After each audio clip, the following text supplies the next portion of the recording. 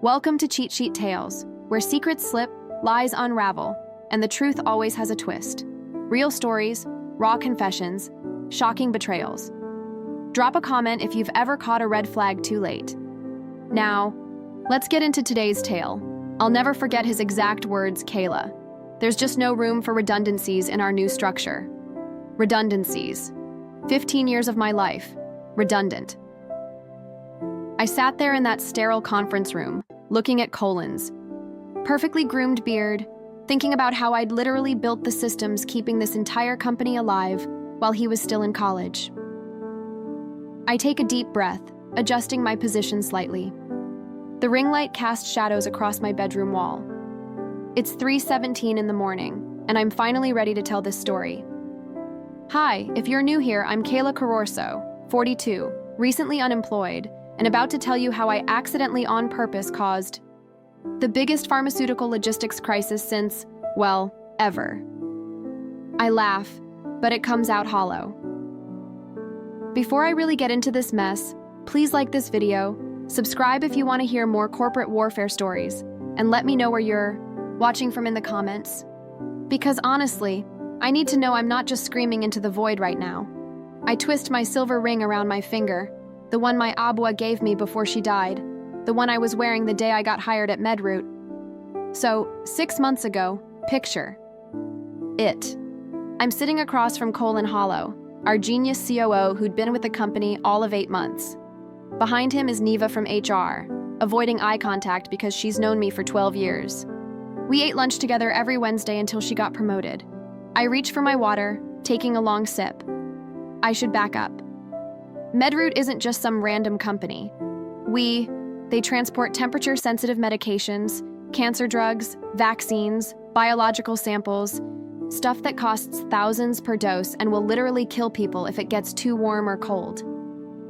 I designed their tracking system, like the entire architecture that monitors every shipment down to the second. I built it from scratch when I was 27.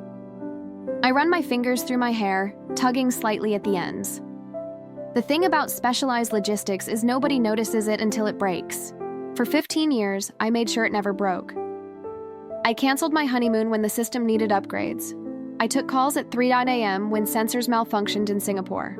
I missed my dad's 60th birthday party because a hurricane threatened our Miami hub. Torin, my ex-husband, used to joke that MedRoot was my real spouse. My voice catches. I hadn't meant to bring up Torin. Anyway, the company had been struggling. Our stock dropped 40% in 8 months after Colin pushed through all these cost-cutting measures I warned against. They switched to cheaper temperature sensors that failed constantly. They stretched out delivery routes to save fuel. Basic stuff that anyone with half a brain could tell you would backfire in our industry. I lean closer to the camera. You know what Colin said when I showed him the data predicting exactly how much these savings would cost us? He said, I was resistant to change and too emotionally invested in outdated systems, as if caring about doing things right was a character flaw. I feel my face flush with the remembered humiliation. So there I am, sitting in this room with industrial carpet that smells like disinfectant, being told I'm redundant by a man who couldn't explain how our tracking algorithm works if his life depended on it. And Neva is sliding this manila folder across the table with my separation package. 3-month severance for 15 years. I hold up 3 fingers, letting the absurdity sink in. I didn't cry. I didn't argue. I said, I understand. Like some robot. I shook Colin's hand. His palm was sweaty, and I walked out with security watching, me pack up my desk like I might steal office supplies. I reach off camera and hold up a plain white mug. I did take this, though. It's just a company mug, but it was my mug. Used it every day for a decade. I set it down with a little too much force. Not my finest moment of rebellion. I look directly into the camera.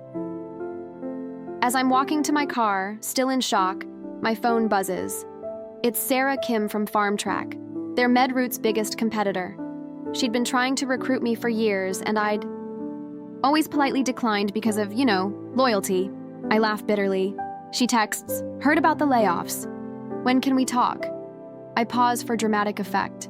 I almost threw my phone across the parking lot, not because I was angry at Adrian, because in that moment I realized just how stupid I'd been.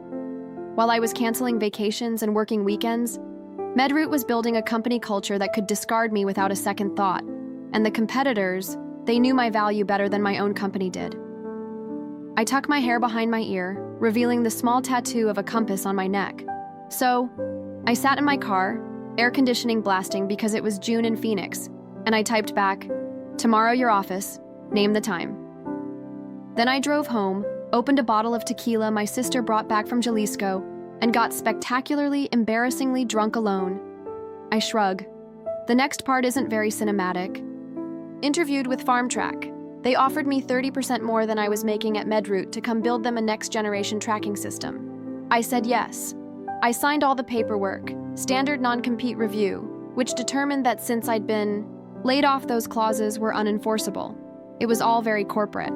I lean in, lowering my voice. But here's where it gets interesting. Sarah, who's now my boss, didn't just want me to replicate MedRoot systems. She wanted something completely different, and she gave me a team, a budget, and total creative control. I smirked slightly, and I had ideas, because for years I'd been keeping this mental list of everything MedRoot was doing wrong, all the innovations. They shot down because they were too expensive or too disruptive, every single flaw in their operation that Colin and the board were too short-sighted to fix. Tap my temple. I know every weakness in MedRoot's armor, every single one. I know which hub managers take extra long lunches on Fridays. I know which temperature sensors fail in humidity above 80%. Know which clients have been dissatisfied for years but stayed out of convenience. I know exactly how long their backup generators last during power outages. I lean back, crossing my arms, but I wasn't bitter or anything. I can't maintain the sarcasm, and burst into genuine laughter. Okay, I was absolutely bitter. I was furious, and for the first time in my career, that anger became fuel for something brilliant. I hold up my phone, scrolling through something. Months. That's how long it took us to build FarmTrack's new system. We called it Pulse. It didn't just track shipments. It predicted problems before they happened. It rerouted automatically around weather events. It adjusted refrigeration levels based on outside temperatures, and it cost less to operate than MedRoot's outdated patchwork of systems. I set my phone down. We rolled it out quietly. No big marketing push. Just started approaching MedRoot's clients one by one, and we focused on the ones I knew were already unhappy. The ones Colin had dismissed as demanding or not worth the maintenance effort. I smile, but there's no warmth in it. By month 4, MedRoot had lost 12% of their client base. By month 6, it was 27%. Their stock, which had already fallen 40%, dropped another 35%. I pick up the MedRoot mug again, turning it in my hands. But the revenge wasn't just in taking their clients. The real satisfaction came 3 weeks ago, when Sarah forwarded me an email Farm had received from MedRoot. They wanted to license our Pulse technology. I set the mug down carefully. They didn't know I had built it. My name wasn't on any of the press releases or marketing materials. I was behind the scenes, just like always. I take another sip of water, my hand shaking slightly. Sarah asked what I wanted to do, and I had this moment where I could picture Colin opening an email that said, "System designed by Dia Carorso, formerly of MedRoot." I could imagine his face when he realized what had happened, that the redundant employee had created the technology making his company obsolete. I sighed deeply, but I didn't do that. Instead, I asked Sarah for something else. I paused, gathering myself. I requested to personally handle the meeting with Madut. And 2 days ago, I walked into our glass-walled conference room where Colin Holloway was waiting to discuss licensing terms with FarmTrack's chief systems architect. I can't help the smile that spreads across my face, the look on his face when I walked in. God, I wish I could show you a picture. It was like watching someone get hit with a bucket of ice water and then immediately try to pretend they're dry. I leaned forward, elbows on my knees. He recovered quickly. "I'll give him that, Kayla," he said, like we were old friends, running into each other at Starbucks. "I had no idea you were with FarmTrack now." I rolled my eyes and just smiled and said, "Not just with them, Colin. I built Pulse, the system you're here to beg for." My voice drops to almost a whisper, and that's when I slid my folder across the table to him, just like Neva had done with my severance package, except mine contained the licensing terms for Pulse. Terms that would essentially give FarmTrack oversight of Madut's entire operation. I shake my head slowly. I watched him skim the document. I watched his face fall as he realized what it meant. That Madut would become dependent on the technology I created. That they would be paying me, in perpetuity for the privilege of using a system similar to what they could have had if they'd just listened to me years ago. I leaned back against my headboard, suddenly looking tired. He tried to negotiate, of course, tried to appeal to my loyalty to the company we built together, as if he hadn't personally shown me exactly how much that loyalty was worth. I run my hand over my face, and that's where we are now. Madut's board is reviewing the terms. They don't have much choice. They've lost too many clients already, and trying to build a competing system from scratch would take years. They don't have. I look directly into the camera again, my expression serious. So why am I telling this story at 3 a.m. instead of sleeping soundly in the glow of my perfect revenge? Because it doesn't feel like I thought it would. I tug at a loose thread on my sleeve. Don't get me wrong, watching Colin squirm was everything I'd dreamed it would be. But I keep thinking about the other 199 people who lost their jobs. About Elin in accounting, who has 2 kids in college. About Jalen in operations, who just bought his first house. My voice grows quieter. The truth is, I didn't just build Madut systems. I built relationships there.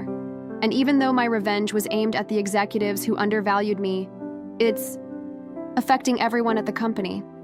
I look down at my hands. That's the messy part they don't tell you about revenge. You can't control how far the ripples go. I glance at my phone as a notification lights up the screen. Tomorrow, well, today technically, the board votes on our terms. If they accept, Madut essentially becomes FarmTrack's subordinate. If they refuse, they'll likely lose another 20% of their clients by year's end. I touch the compass tattoo on my neck unconsciously. Either way, I've proven my point. I've shown my value in the most definitive way possible, but I'm left wondering if burning down the house I helped build was worth it, just to prove I was right about the faulty wiring. I take a deep breath. I'll update you after the board meeting. This story isn't over yet, and I'm still figuring out how I want it to end. Because the thing is, I'm not just the villain or the hero in this story. I'm both. And I'm neither. I'm just a person who got hurt and wanted to hurt back. I lean forward, adjusting the camera slightly. If you've stuck with me this long, thank you. Leave a comment with your thoughts. Would you have done the same thing? Have you ever been discarded by a company you gave everything to? I want to know. I'm not alone in this weird, conflicted feeling. I tuck my hair behind my ear again. I'll be back with part 2 after the board meeting. And whatever happens, I promise to be just as brutally honest about it as I've been tonight. Even the parts that don't make me look good. So I'm back. It's been, 36 hours since I filmed that first video? A lot has happened. More than I expected, honestly. I'm sitting cross-legged on my bed now, hair pulled back in a messy bun, no makeup, eyes slightly puffy. I didn't sleep after posting that first part. I just sat here reading your comments, feeling this weird mix of validation and shame. So many of you have been through similar things. That comment from Wandering Echo 82 about getting laid off after training her replacement? I cried reading that. I rub my eyes and sigh. Anyway, the Madut board meeting. It was scheduled for 9 a.m. I was supposed to get a call from Sarah immediately after. So I'm sitting at my kitchen counter at 8:57, staring at my phone like it might explode when it rings, but it's not Sarah. I pause, fidgeting with my ring again. It's Maureen Martinez, Madut's board chair. I almost didn't answer, but curiosity got the better of me. I reached for my water bottle. Her voice was all business. "Delia," she says, "I understand you're the architect behind FarmTrack's Pulse system." No greeting, no small talk. Classic Marin. I'd only met her twice in 15 years, but she has this reputation for being brutally direct. I take a sip, gathering my thoughts. I confirmed that yes, I designed Pulse, and she says, "I'll never forget. This, the board would like to hear directly from you before we vote. Can you be at headquarters in 30 minutes? I shake my head, still somewhat in disbelief. I should have said no. I should have directed her to Sarah. That would have been the professional thing to do. Instead, I said, "I'll be there in 20. I laughed softly. I've never gotten dressed so fast in my life. I had this weird moment picking out my outfit. Like, what do you wear to witness the culmination of your revenge plot? I went with this navy blue dress I'd bought for my divorce. Court appearance but never wore because we settled. Seemed fitting. I lean in closer to the camera, so I walk into Madut headquarters for the first time since being escorted out 6 months earlier. The security guard, Wen, recognized me immediately. "Miss Corzo, are you back?" The hope in his voice almost broke me. I just smiled and said I had a meeting with the board.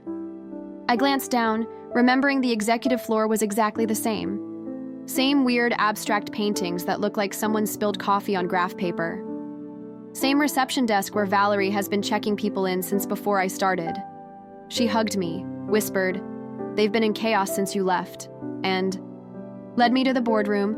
I take another drink of water, 12 people sitting around this massive walnut table. Marin at the head, Colin, looking like he'd spent the night grinding his teeth to dust. And then, this was the surprise, Neva from HR. Not normally someone who'd be in a board meeting. I raise my eyebrows meaningfully. Marin gets right. To it. "Miss Corzo, we've reviewed the licensing terms for Pulse. Before we vote, we'd like to understand directly from you.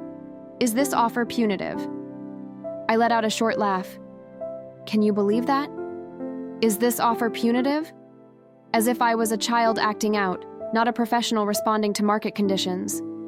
I remember standing there, feeling everyone's eyes on me, and something inside, me just shifted. I straightened my posture, recalling the moment I told them the truth, that the terms reflected the value of the technology and the current market position of both companies, that similar deals happen all the time in our industry, that this wasn't personal, it was business, their favorite phrase when laying people off. I smiled tightly and then said something I hadn't planned. I said, "But if you're asking whether I designed these terms with the knowledge that I built your existing systems and understand exactly what this transition will cost you in time, resources, and institutional knowledge, then yes, this offer acknowledges that reality." I tuck a loose strand of hair behind my ear. The room got so quiet you could hear the air conditioning. And then Marin did something that completely threw me. She asked everyone, except herself, me, and Neva, to leave, including Colin. I raised my eyebrows. You should have seen his face. He tried to protest, but Marin just gave him this look. If you've ever worked for a truly powerful woman, you know the one. And he practically stumbled over his own feet getting out. I shift position, leaning against my pillows. Once, the door closed, Marin pushed a folder across the table, different from the one Colin had seen. Inside was a counter offer, not for licensing Pulse, but for acquiring FarmTrack entirely, with me returning to Medroot as CTO. My eyes widen. Still processing it, I was speechless. Neva, who still hadn't said a word, finally spoke up.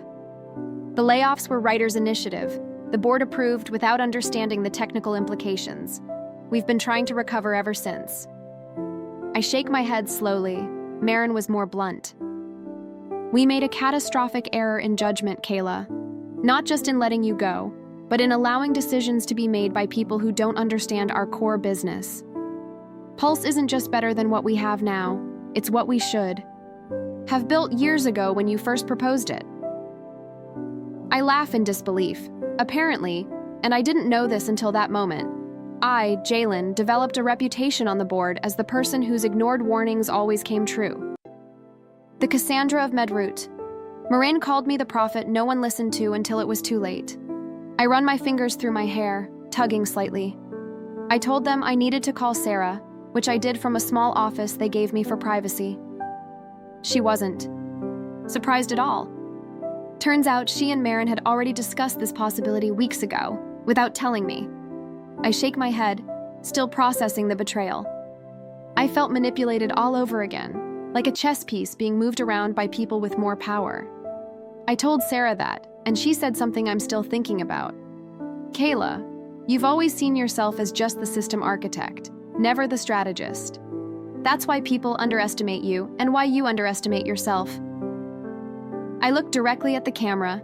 I went back to the boardroom and told them I needed terms that respected what had happened, that I couldn't just pretend the layoffs never occurred, that my return would have to mean real structural changes. I smiled slightly. Marin nodded like she'd been expecting this. Name them, she said. She said. I hold up 3 fingers. First, I wanted Colin out, not just demoted, gone. Second, I wanted a review of all 200 layoffs, with priority rehiring for positions in the new structure, and meaningful severance improvements for those who couldn't come back. And third, I wanted a seat on the board, not as a symbolic gesture, but as the technical voice that had been missing. I take another sip of water. Neva started typing immediately. Marin just watched me for a moment, then said, "Anything else?" Like I'd ordered a coffee, not just demanded a corporate restructuring. I laughed softly. I asked for one more thing. I wanted the company to formally adopt an ethical framework for all future decisions, one that valued the human elements of our work as much as the financial ones, because we're not just moving packages, we're moving medications that keep people alive. I looked down at my hands. Marin agreed to all of it. We spent the next 4 hours hammering out details. The acquisition will be announced next week. Colin was informed of his termination that afternoon, and I start as CTO on Monday. I shake my head in disbelief. So that's the twist ending I didn't see coming. My revenge plot turned into a corporate ascension I never asked for. The company that discarded me is now partially mine. And all those people who lost their jobs because of bad decisions? I'm now responsible for trying to make things right for them. I look thoughtful. Jalen from operations, the one who just bought his first house, he's already accepted an offer to return. Elin from accounting is still deciding. But we're talking. It turns out revenge isn't the straight line I thought it was. It's this tangled path that sometimes leads you right back to where you started, but standing in a different position. I fidget with my ring again. The truth is I'm terrified. What if I fail? What if I become exactly what I hated? What if this power changes me into someone who could lay off a 15-year employee without a second thought? I look up, vulnerability clear on my face. But I'm also hopeful for the first time in years, because now I have the authority to build the systems, both technical and human, that I've always believed in, and I have a chance to show that doing the right thing isn't just morally correct, it's also good business. I pull my knees up to my chest. Called Torin yesterday to tell him what happened. We haven't really talked since the divorce, but this felt important somehow. He laughed and said, "Only you could get fired and end up running the company." And then he said something that hit me hard. "You were always fighting for a seat at the table where decisions get made. Now you have it. What will you do with it?" I stare off camera for a moment. That's the question I keep asking myself. What will I do with this power I never sought? How do I use it without becoming corrupted by it? I don't have those answers yet, but I'm going to find out. I straighten up, looking directly at the camera. So that's where this story ends. Or really, where a new one begins.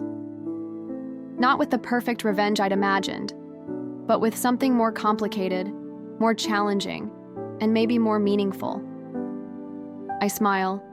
A genuine one this time. I want to thank all of you who commented on the first video, who shared your own stories of corporate betrayal and resilience. You helped me realize I wasn't alone in this experience.